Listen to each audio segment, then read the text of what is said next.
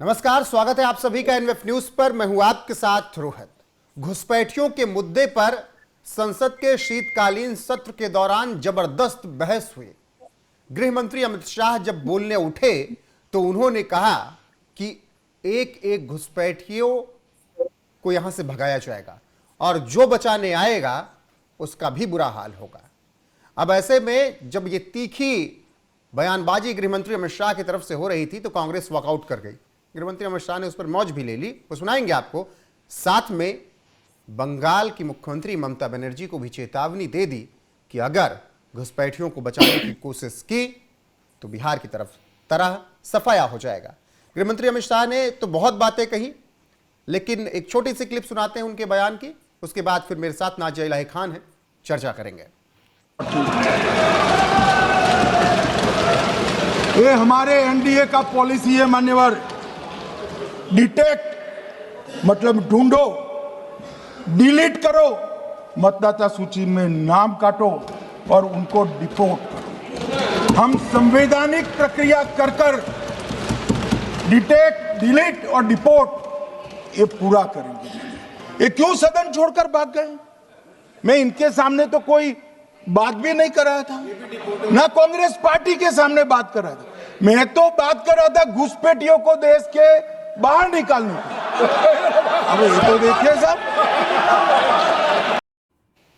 नाजिया जी, गृह मंत्री अमित शाह घुसपैठियों पर बोलते बोलते कांग्रेस की मौज ले गए। कह रहे हैं मैं घुसपैठियों को बात कर रहा था, वॉकआउट ये कर गए, ये भाग गए यहां से।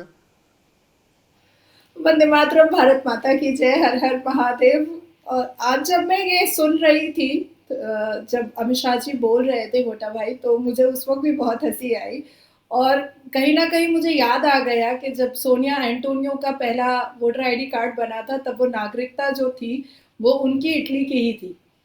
तो जाहिर सी बात है कि घुसपैठिया के कंधे पर कांग्रेस का पूरा पार्टी चल रहा है, तो उनको तो भागना ही पड़ेगा ना, क्योंकि अम्मा जान ही तो घुसपैठिया है। तो अम्मा जान के साथ साथ उनके भाग गए और उनके चुन्नू मुन्नू भी भागे। आज अमित शाह जी ने, इस देश के गृह मंत्री ने, the honourable home minister of India ने बहुत ही महत्वपूर्ण और बहुत ही इंपॉर्टेंट और बहुत ही वैल्यूबल बात कही है। और उन्होंने इस देश के प्रधानमंत्री और कई इतिहास के पन्नों को खोला है। और उन्होंने बहुत ही सहनशीलता से और अपनी शब्दों की मर्यादाओं को रखते हुए उन्होंने इस देश में आए हुए घुसपैठियों के बारे में कहा और चिंता भी जताई है। जिस तरीके से पश्चिम बंगाल में, जिस तरीके से मोपला में, जिस तरीके से मालाबार में, जिस तरीके से जम्मू कश्मीर में, जिस तरीके से दिल्ली में, जिस तरीके से उत्तर प्रदेश में, जिस तरीके से उत्तराखंड में और अन्य राज्यों में डेमोग्राफिकल चेंजेस हमें नजर आ रहे हैं, इससे हमें डिटेक्ट भी करना था, डिटेन भी करना था, डिलीट भी करना था और डिटेंशन भी भेजना था। मैंने एक डी ज्यादा बढ़ा दिया। हाँ, मैंने एक डी ज्यादा बढ़ाया है, क्योंकि देखिए, हम कुदरत को तो नहीं बदल सकते। अगर कोई अल्लाह को मानता है तो भी नहीं बदल सकता उनके करिश्मों को। और अगर कोई भगवान राम को या शिव भगवान को मानता है तो उसको भी नहीं बदल सकता। Let me complete. बच्चे 9 महीना में ही पैदा होते हैं। बच्चे 3 महीना में पैदा नहीं हो सकते, चाहे वो अल्लाह की देन हो, चाहे वो पैगंबर मोहम्मद की देन हो। तो ये जो डेमोग्राफिकल चेंजेस हो रहे हैं, इसको बहुत ही सही तरीके से प्रोसेस में लेकर के स्क्रूटनी करनी जरूरी थी। अब प्रॉब्लम पता है क्या है? हमारे विपक्ष के जितने भी नेता हैं और लीडर ऑफ अपोजिशन जो लोकतंत्र के मंदिर में बैठते हैं, वो अभय मुद्रा की बातें करते हैं, हिंदू हिंसक की बातें करते हैं, तब वक्त बर्बाद नहीं होता है, तब सत्य और तथ्य प्रियंका वाड्रा को दिखाई देता है। लेकिन जब इस देश की सरकार, इस देश के गृह मंत्री संविधान के पार्ट 15 को लेकर के आर्टिकल 324 और आर्टिकल 327 के बारे में बात करते हैं और सत्य और तथ्य के साथ बात करते हैं, तो ये वॉकआउट कर देते हैं, ये निकल जाते हैं, ये गुस्सा हो जाते हैं, ये नाराज हो जाते हैं, छैल छबीली की तरह छमक कर निकल जाते हैं। तो मुझे समझ नहीं आता है कि एसआईआर पर चर्चा करनी थी इन्हें, और जब एसआईआर पर चर्चा हो रही थी और संविधान को सामने रखकर हो रही थी, भारत के कॉन्स्टिट्यूशन के पार्ट 15 के आर्टिकल 324 और 327 को सामने रखकर हो रही थी, तो फिर भागने का मतलब क्या था? लेकिन यहां पर एक सवाल यह भी है कि ठीक है, कांग्रेस ने वॉकआउट किया, उस पर तमाम चर्चाएं हुई और आपने कहा कि सोनिया गांधी को भी वो भी घुसपैठियां हैं, ये आपका बयान है। लेकिन आगे की बात यह कि गृहमंत्री अमित शाह ने ममता बनर्जी को यह क्यों कहा कि ममता दीदी आप घुसपैठियों को बचाने की कोशिश मत करना? आपको लगता है कि पश्चिम बंगाल में घुसपैठिए बचाए जा रहे हैं एसआईआर होने के बावजूद भी? बिल्कुल घुसपैठिए बचाए जा रहे हैं, और कैसे? इलेक्शन कमीशन ऑफ भारत से थोड़ी सी चूक हो रही हिसाब से बीएलओ को दो लोग देने की बात हुई थी, और इलेक्शन कमीशन ऑफ भारत ने कहा था कि एसआईआर की का जो प्रोसेस है और प्रोसीजर है उसमें आसानी हो, तो बीएलओ के पास में दो लोग और एक्स्ट्रा दिए जाए डिस्ट्रिक्ट वाइज। वो जो दो लोग दिए जा रहे हैं, इसमें कितने ही टीएमसी के कार्यकर्ता जुड़े हुए हैं, और वो टीएमसी के कार्यकर्ता मंडल सरकार और ऐसे घुसपैठिया बांग्लादेशी और ढकैया बंगाली और पाकिस्तानी मुसलमानों को बचाने की कोशिश में लगे हुए हैं। ये लुंगी छाप और गटर छापों का इंतजाम ममता बनर्जी बहुत साफ सुथरे तरीके से कर रही हैं, और कल की उन्होंने अपनी स्पीच में भी कहा कि मैं किसी भी व्यक्ति को और किसी भी बंगाल के वोटर को मैं डिटेंशन हाउस जाने नहीं दूंगी। तो क्या अपने घर में रखेंगी? तो क्या अभिषेक बनर्जी के घर में रखेंगी? तो क्या फरहाद हकीम के घर पे रखेंगी? तो क्या बलात्कारी नासिर खान के घर पे रखेंगी? तो क्या फरहाद हकीम की बेटियों के घर पे रखेंगी? तो क्या हुमायूं कबीर के घर पे रखेंगी? डिटेंशन हाउस नहीं भेजेंगी तो कहां रखेंगी? और खुद पश्चिम बंगाल के घुसपैठिया खुद जब बॉर्डर में बैठे हुए थे तो उन्होंने, और आज भी वो कैमरा के सामने इस बात को एक्सेप्ट कर रहे हैं कि उनका घर ढाका है, उनका घर बांग्लादेश है, उनका घर बांग्लादेश में है, और उन्होंने यहाँ पर पंचायत इलेक्शन में वोट दिया है, उन्होंने यहाँ 2024 के लोकसभा इलेक्शन में वोट दिया है, उन्होंने विधानसभा 2021 के इलेक्शन में वोट दिया है। दूसरी बात मैं आपको बहुत क्लियर कर देना चाहती हूँ कि वोटर आईडी कार्ड बनाने की जिम्मेदारी कॉर्पोरेशन की होती है, और कोलकाता म्युनिसिपल कॉर्पोरेशन का जो मेयर है वो फरहाद हकीम है। तो इतने सारे घुसपैठियों का वोटर आईडी कार्ड बना कैसे? तो नाजिया जी, फिर अगर गृह मंत्री अमित शाह कह रहे हैं कि एक एक घुसपैठियों को हम निकाल कर फेंकेंगे, तो यह कैसे संभव होगा? या सिर्फ बयान है चुनाव के माहौल को देखते हुए, या फिर कर दिखाएंगे? क्यों मेंढक की तरह फुदकते हुए और कौवे की तरह पंख फैला करके उड़ते हुए हमने बिहार के एसआईआर में नहीं देखा था क्या विपक्षी दलों को?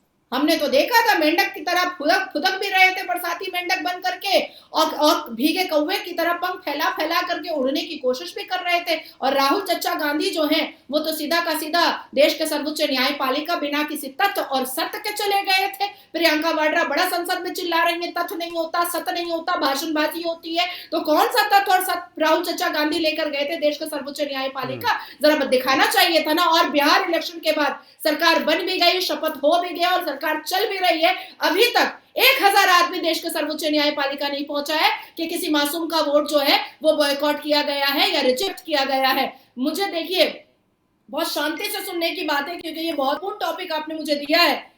सुनना ये होगा कि इस देश में घुसपैठियों को बचाने वाले ये विपक्ष दल के नेता अपना हिजाब खुद खोल रहे हैं कि इनका जो कुर्सी बचा हुआ था, या कुछ राज्यों में इनकी जो सरकार बन रही थी, या कुछ राज्यों में इनकी जो दबंगई चल रही थी, क्या इनके वोटर सिर्फ और सिर्फ घुसपैठिया थे जिसको बचाने के लिए आज ये परेशान हो रहे हैं, जिसको भारत में रखने के लिए आज इनको हार्ट अटैक और इनका दिल बहुत जोर से धड़क रहा है। देखिए कांग्रेस का चरित्र अब खोलना बहुत जरूरी हो चुका है, क्योंकि देश का जेंजी और देश का मिलेनिया जानना चाहता है। अटल बिहारी वाजपेयी जी की सरकार ने अपने सरकार के वक्त में प्रिवेंशन ऑफ टेररिज्म एक्ट पोटा लाया था। 2002 की बात मैं बता रही हूँ। प्रिवेंशन ऑफ टेररिज्म एक्ट पोटा लाया था। क्यों सोनिया एंटोनियो ने उसको हटा करके यूएपीए कर दिया? क्यों आप टेररिस्ट को टेररिज्म एक्ट में नहीं जोड़ सकती हैं? आप बुरहान वानी को टेररिस्ट नहीं बोलिएगा, आप अफजल गुरु को टेररिस्ट नहीं बोलिएगा, आप याकूब मेमन को टेररिस्ट नहीं बोलिएगा। क्यों नहीं बोलिएगा? आप उनको बोलिएगा कि भाई ये जो है अनलॉफुल एक्टिविटीज प्रिवेंशन एक्ट, आप क्यों बोलिएगा? अनलॉफुल एक्टिविटीज क्या होती है भाई? अनलॉफुल एक्टिविटीज तो चोरी करना भी होता है, अनलॉफुल एक्टिविटीज तो पॉकेट मारना भी होता है, अनलॉफुल एक्टिविटीज तो झूठ बोलना भी होता है। लेकिन टेररिज्म एक्ट जब आया अटल बिहारी वाजपेयी जी की सरकार में, तुरंत कांग्रेस की सरकार तो आई और हटा दिया। किस मकसद से हटाया गया, किस मकसद से हटाया गया, किन्हें बचाने के लिए? अरे कठमुल्लों को बचाने के लिए, क्योंकि ये तो यही चिल्लाते रहे कि भाई टेररिस्ट का और टेररिज्म का कोई धर्म नहीं होता, और जैसे जैसे पंक्तियां खुलती गई, जैसे जैसे हिजाब उठते गए, पता यही चला कि हर मजहब वाला ही टेररिस्ट निकल रहा है, हर एक मजहब वाला ही टेररिस्ट निकल रहा है, और उन पर टेररिस्ट का टैग ना लगे और पोटा एक्ट में उनको ना जोड़ा जाए। इसीलिए जैसे ही अटल बिहारी वाजपेयी जी की सरकार गई और कांग्रेस की सरकार आई, तुरंत पोटा एक्ट हटा करके सीधा ला दिया और लॉफुल प्रिवेंशन। क्या अनलॉफुल? हम लोग इस देश के जाने माने वकील हैं, हम लोग इस देश के रिनाउंड वकील हैं। नाजिया इलाही खान वो पीआईएल करती है, वो लिटिगेशन पर हाथ डालती है जो देश में बहुत अहम भूमिका निभाता है, और ये हमें समझाएंगे कि कानून क्या होता है और संविधान क्या होता है। LOP leader of opposition Rahul Gandhi कभी भी संविधान के चैप्टर और संविधान के आर्टिकल पढ़कर नहीं आते हैं और सिर्फ चिल्लाते हैं सस्ती लोकप्रियता के लिए कि एसआईआर पर आलोचना नहीं हो रही है। ठीक है, अरे आलोचना करो ना। ठीक है, आखिरी सवाल नाजिया जी, घुसपैठ का मुद्दा सदन में इसलिए इतना उठा क्योंकि बंगाल के चुनाव है? बहुत छोटे में जवाब चाहूंगा। बंगाल का चुनाव होता या नहीं, लेकिन एसआईआर तो होता। कोई अनलॉफुल तो नहीं हो रहा था कांग्रेस के हिसाब से, कोई असंवैधानिक तो नहीं हो रहा है। इलेक्शन कमीशन ऑफ भारत देश के संविधान के अंडर बैरिकेड एसआईआर की प्रक्रिया कर रहा है। अगर वाकई में सत्य और तथ्य है प्रियंका वाड्रा के पास, सोनिया एंटोनियो के पास और राहुल चचा गांधी के पास, तो बैठो गृह मंत्री जी के सामने, करो आलोचना, वो तो करने को तैयार थे आज। ठीक है, बहुत शुक्रिया आपका नाजिया जी। फिलहाल सदन में जिस तरीके से हंगामा हुआ, तीखी बहसबाजी हुई, पहले तो कांग्रेस ने चैलेंज दिया कि अमित शाह के साथ हम डिबेट करना चाहते हैं, आ जाइए, राहुल गांधी ने कहा। लेकिन जब अमित शाह बोलना शुरू करते हैं तो कांग्रेस वॉकआउट कर जाती है। फिर उसके बाद क्या कुछ हुआ, कैसे हुआ, उस पर हमने चर्चा कर ली। नाजिया जी आपका बहुत बहुत शुक्रिया हमारे साथ जुड़ने के लिए। बाकी दर्शकों की राय क्या है कमेंट सेक्शन में जरूर बताएं। बने रहें हमारे साथ। नमस्कार।